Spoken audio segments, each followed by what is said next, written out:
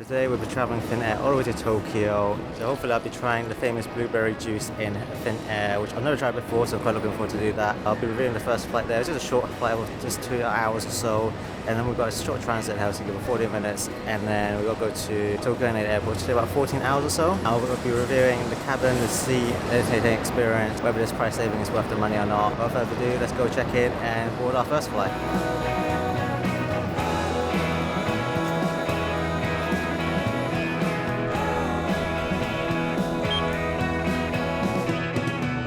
Still managed to use the self-check-in, and then after that the lovely staff helped us with the pushchair and they gave us a bag and we sent that away.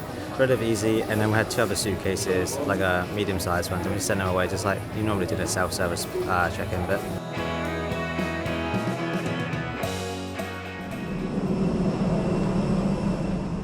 Alright, here is a quick review of the Airbus A321 all the way to Helsinki. The total flight duration for this flight is 2 hours 50 minutes. There is a decent amount of legroom for this short haul flight. I can definitely stretch on my legs, and I'm not the tallest but definitely was comfortable. As well as in front of the seat there is a small storage compartment. Also there is a fold out table here with 2 dedicated drinks holder. The table is very decently sized and very comfortable to eat my lunch. They also have an onboard menu if you wanted some snacks or drinks. In terms of drinks, they have hot and cold drinks, from coffees to fizzy drinks to even alcoholic beverages. As well as they have some really cool travel essentials, the Finnair playing cards. As well as on the back there is information about the various payment options.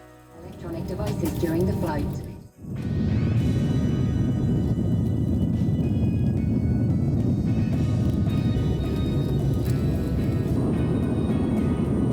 On this occasion we were lucky that no one was sitting in the middle seat, and definitely made the experience a lot more comfortable.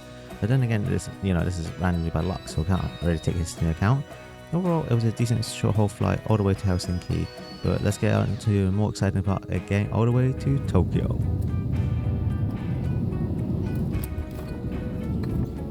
Lämpimästi tervetuloa Helsinkiin.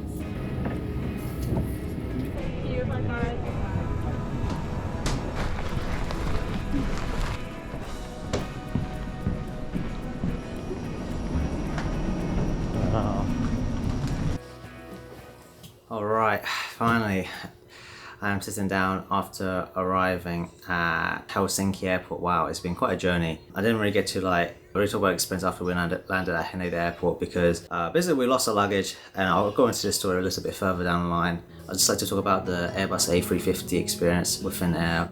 So I'll talk about 4 categories: the cabin, the entertainment experience, the food, and the crew experience as well. And I'll rate them out of 5. The first time with the cabin, it was an A350 Airbus. It was a 333 configuration. It was a very standard seat. It was firm, but it wasn't too bad. Got a decent amount of legroom I felt like for me I got a decent amount of legroom. I'm not very tall, so definitely I could stretch out my legs and stuff. The size of the entertainment screen was a very standard decent size, as well as being touchscreen. Underneath the screen it featured the headphone jack as well as the USB-A charging. The seat table has 2 configurations. It folds into half with a drinks holder, which is very convenient if you still want access to the aisle, as well as it fully folds out if you want to do some work or have some food on the table as well. Before arriving at the seat there was a bottle of water already in a small storage compartment, which is very nice to stay hydrated. Clean, it was tidy, so I'll probably rate this out of 4. And then moving on to entertainment system, I've got to first say I'm not a big movies guy or watching a series, so I'm not probably the best to judge of this. But in terms of just scrolling through, when I compared to flying with Cathay Pacific before, they seem to have less shows. But I think it was it's still a decent amount of selection on there. But we did manage to find a film. We watched Tomb Raider. It was good, but one note I've got to say was that the headphones they gave was a little bit hard to hear the audio in it, but it was manageable. Also, there wasn't any many international movies or series. For example, I think when we go to Japan with Cathay Pacific, they do have Japanese shows on there. They only had 1 Japanese movie. There's a quick sign out. As I said, we were already traveling with Toddler, and it had this really good interactive game. We had the world map, and it had featured a lot of different animals, and our daughter loved it, and definitely spent a lot of time entertaining over this. So the overall entertainment rating I'll probably give about a 3.5 out of 5. And then moving on to the food, we basically served 2 meals. We had dinner and then breakfast. Dinner was basically served just a little bit before 2 hours after departing. I picked the chicken with rice with shiitake mushrooms. It was really good, it was really tasty. The rice was very fluffy, the chicken was really good, it was tender, and then the sauce was very good. Then my wife picked the spaghetti meatballs. I did have a try of it. Yeah, I think my wife said the meatball was a little beefy. I think it was kind of a little bit more solid, but it was okay. I think it was overall, I would eat the whole plate. And both meals were served with a goddess, it said it was a goddess salad. And oh my god, I opened it up, I was like, wow, there's a lot of salad. And normally I don't eat appetizers, but like I really enjoyed the salad. It had a lot of flavoring and seasoning on it. The meal was served with a chocolate bar. The chocolate bar was quite interesting. I think it's a Finnish snack. It was basically a wafer biscuit with a marshmallow like on top of it. It was pretty good. It was tasty, like covered in chocolate. It was very tasty. And then there was a standard bread with some butter, which is just a standard bread on an airplane, I'd say. Shortly before landing, we were served breakfast. On this occasion, there was only one option for breakfast. It was scrambled egg, baked beans, hash brown, and spinach. Overall, I really enjoyed the breakfast. It was definitely very tasty. Alright, moving on to the most exciting part of this trip, the famous Finnair blueberry juice. I was really excited to try this. Initial reactions, I thought, wow, this is different. It's very fruity, definitely very like a strong blueberry taste to it, and definitely something I've never drank before. Overall, I really like this, and definitely like if I could buy like a whole carton of this, I definitely would.